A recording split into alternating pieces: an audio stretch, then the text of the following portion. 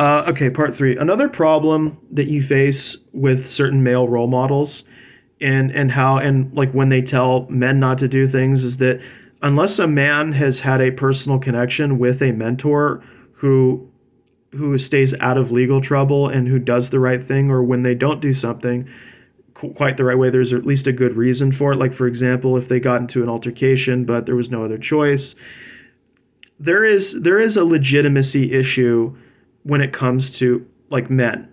And I think people in general, which is if you're watching somebody on a screen that you've never met before, who has never trained you, you're going to question, okay, is this the real person, or is this just for advertising? Is this just to sell their products?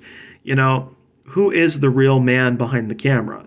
And if we always have to doubt or question the motives of what they're saying, even if what they're saying is perfectly reasonable, like you should never start a fight, you should always try to find ways to walk away from fights or stop them from getting out of hand. Great. But the thing is, we know this from a young age that some people's actions don't match their words, that they can say all this stuff and then they can do something totally different when the camera is off. So what I'm saying is in order for especially men who are violent to accept like mentorship or to accept counseling or advice concerning violence, there has to be a level of connection and trust with the mentor where or the individual trying to coach them on this stuff, saying, you know, this is why not. Like, if you don't believe them, if you don't think they're legitimate, you're probably not going to take it to heart, right? You don't take it seriously. And so that's its own problem. That's an issue because yes, you know, people can have parasocial relationships with you on the internet, but it's not quite the same thing as when you're in person. You know, there's a certain there's a difference in physical interaction versus online interaction that can't be replaced no matter how hard we try. Unless we can somehow simulate physical touch and sensations from a distance, there will always be a divide between what we go through online and what we face offline. Okay, let me see if I can. Okay. I think I've already talked about how. I think actually no, this is a good question too. Is how do people learn about violence? So now that we have talked about, you know, some of the other problems, um, I think that learning about violence happens in pretty much every facet of your life. You learn about it in your home, you learn about it in a school environment, you learn about it everywhere. In other words, it permeates the atmosphere. It's everywhere.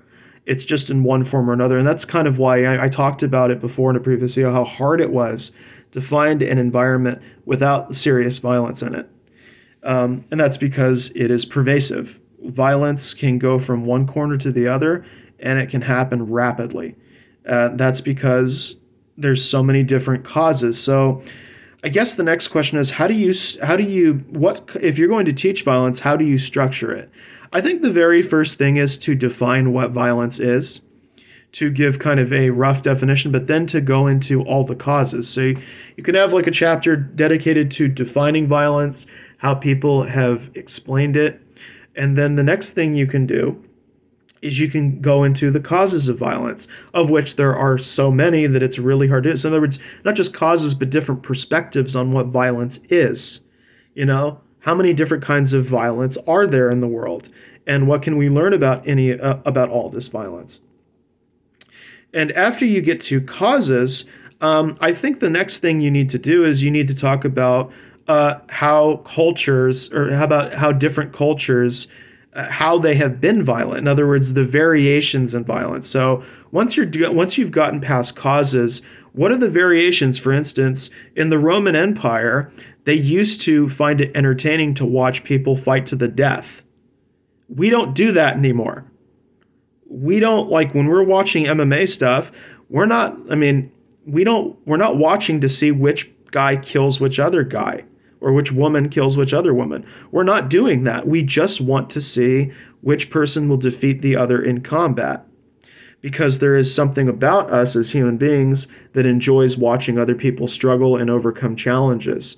There's something about fighting, something about the violence that we feel a connection to. And so if this is going to be a subject that you're going to take seriously, then you need to talk about how these things vary from culture to culture and how it has varied throughout time. And I'm not talking about, and obviously historical violence is one kind that you talk about, but talking about the culture itself matters because not every culture is equally the same. Just like how if you talk about indigenous cultures, some indigenous cultures were, very connected to the land. They had very specific traditions, and some of them were more friendly and nice. And then others were like the Comanche or the Apache. The Comanche were the most brutal. So there's going to be differences in their cultures, and talking about the cultural variations in the violence, I think that matters because that shows how people have changed. In other words, how has society changed? How is society evolving with regards to violence? What are we finding? What kind of violence do we find acceptable, or do people find acceptable, versus what they found acceptable 1,000 years ago or 2,000 years ago? In other words, this is showing how does societal attitudes influence and shape what we are and aren't willing to tolerate when it comes to violence. And then beyond causes, you should have an entire chapter dedicated to how people are processing it. How do people think about it? So that's a different subject than just cause. How do people think about violence? What are the rationalizations that they make for it? What are the defenses? What is their focus? Like, when two men are engaged in a fight, are they thinking about the people around them, or are they thinking about strictly beating the living daylights out of the other person? So what is the process? What is going on in their heads? Where is the focus? And then, of course, you can have the consequences of the violence. That obviously is another chapter that belongs there, which is, what do we have to deal with? Like, what is the fallout from all of this? And what are the perspectives of the fallout? What are the perspectives of the consequence of violence? How do people take that in? What do they do with that? So I'm just saying this is just a rough draft idea of what I think the class could be like. And then you could go beyond that. You could go beyond the violence. You could go into the relationship between peace and violence. The contrast, right? Like if we had no violence, we would know nothing of peace, would we? The universe exists as part of contrasts, light and dark, like fruits and vegetables. We wouldn't call a vegetable a fruit, and we wouldn't call a fruit a vegetable. We call them different things because we think of them in different ways, because there's different reasons why they are the way they are. So we would have no understanding at all of what we think peace is, or what we consider peace to be, if we didn't have a violence with which to compare it to. Because a lot of the times peace is just considered the cessation or the non-existence of violent interactions in society. Or rather, I guess the way I'd put it is, maybe it's just that there's less of it. So it could be on, like, some people think of it as a gradient, that peace is just when violence is at its lowest level in terms of how many people are interacting in that way. So in other words, the smallest amount of people that are acting violently towards each other, the more peaceful that society is. That could be one interpretation of peace. Some people also think that, if you've ever watched Cobra Kai, that peace is just the lull between battles. In other words, it's just the build up to the next fight. So if you have all these different perspectives on peace, or where do all these different perspectives come from? They come from violence, right? And the next thing that you have to go into is, aside from perspectives on violence, like violent situations, what are people's attitudes towards violence? Do people feel that violence is inevitable? Is it just a natural part of human existence? Is it something that we can't change permanently for the better? So I think having different attitudes towards violence and explaining how those attitudes manifest. In other words, some people just see violence as literally an academic subject to study and to master. Like, if you look at Sun Tzu's work, Sun Tzu, some people, I've heard low-key insults about warmongering, but I think it was more of a case of how do you, to him, it was academic. It's like, how do you win a war? How do you fight in this situation? What do you do when that happens? I mean, he really like broke it down scientifically for people. I don't know if he actually existed, but the character of Sun Tzu, the way the writings were, broke it all down and explained what will be advantageous for you and what will not. And then you have other people who, through their philosophy, they will talk about they will not only assume that violence is inevitable, but they will talk about the ways in which violence can somehow be used for the greater good, or that violence can actually lead to peace. All right, so some people think that there is a relationship between not only hate and love, but between violence and peace, and that you really can't have one without the other. In other words, peace leads to violence, and that violence can lead to peace. So you have all these very complex ways of looking at this, and a lot of these attitudes can get distilled into people's works. There's ways we can analyze and discuss these attitudes that can give people an opportunity to really think critically about them. Like, is it really good to adopt a Machiavellian philosophy for your life? Is it really good to think that the ends justify the means? You can't, I just don't think that it's good enough to have an ethics class or a philosophy class explore these subjects. Sometimes I think you have to do the direct approach. You really just have to kind of like put it up front like here and say, okay, let's just talk about it. Let's have some conversations. Let's have some in-depth essays and analysis. And let's also teach analysis as it relates to violence.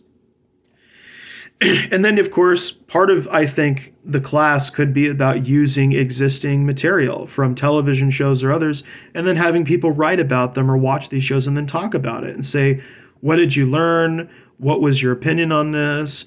What were you feeling while you were watching the show? What did you go through? Did it make you think about something that happened in your own life? I think that would be invaluable for everyone who has ever had a history of violence or has had an experience with it. And I actually think that part of a Gynarchist education should actually be the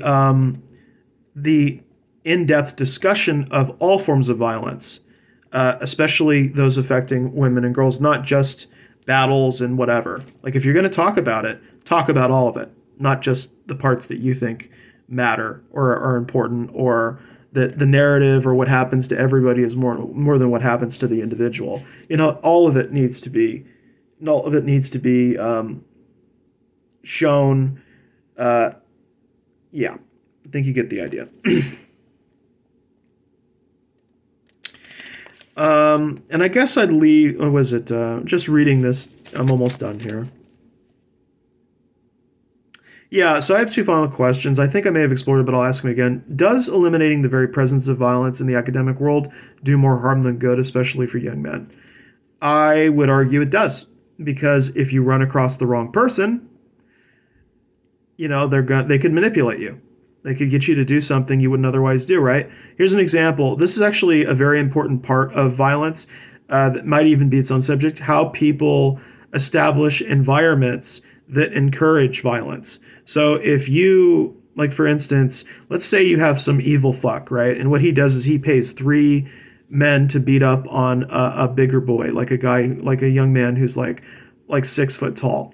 And the result of the assault is that he feels very vulnerable. He needs to feel some, maybe not completely, but some degree of safety and security.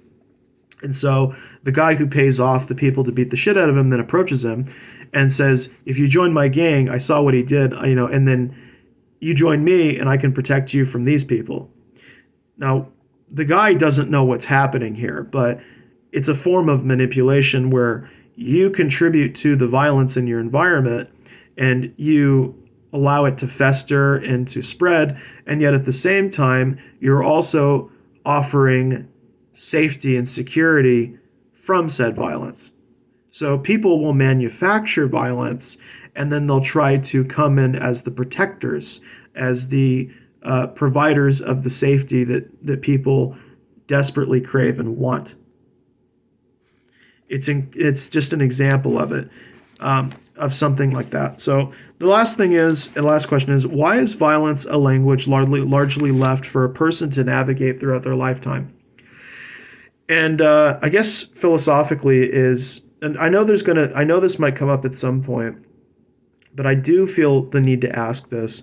Uh, I understand that there are things that, an academic environment can explore. It can't answer all your questions. It can't address all your challenges. And I know that a large part of how especially men shape their identity is how they learn when not to be violent, or how they learn the wrong ways to apply it and what it can do to them, their personal life, the people around them. I understand that that's part of how somebody develops and changes. I guess the question I'm asking is that something that should we continue to allow uh, for violence to remain a non-academic subject that is left for individuals to navigate and explore throughout their lifetime? Are we somehow taking away from the pursuit of one's individuality, their own self-discovery, by turning violence itself into an academic subject? I I want to say no. I don't think so, but I want to know what everybody else has to say about this. Is should the conversation, because I mean, people play video games all the time and they're not going out becoming serial killers, whatever. That's nonsense. So is the problem with violence that there's too much of it, or is it that there's not enough processing of the violence? I kind of lean towards the latter. I think the issue is that there's not a greater understanding of it, that there's not enough processing, and that makes especially young men, very vulnerable to anyone who is willing to step into the ring, either physically or metaphorically or philosophically, to help them grapple with the changes that come about as a result of their exposure to violence in their life. Anyways, please take care, everybody. Sorry if I'm annoying people. It's like, damn, dude, more videos. Stop it. Stop it. I will. I'll get back to the research on Monday. All right. Please take care, everybody, and I'll see you when I see you.